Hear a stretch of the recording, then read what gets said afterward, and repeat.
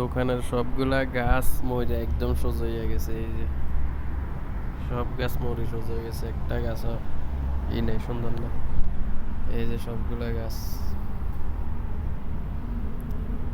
দিনে দুইবার করে পানি দিয়ে এরপরে এই যে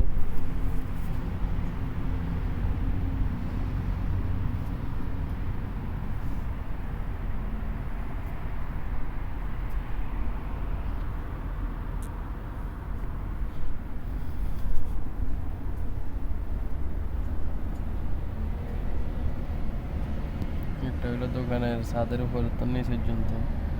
এই যে দুয়ার ছাদের গাড়ি।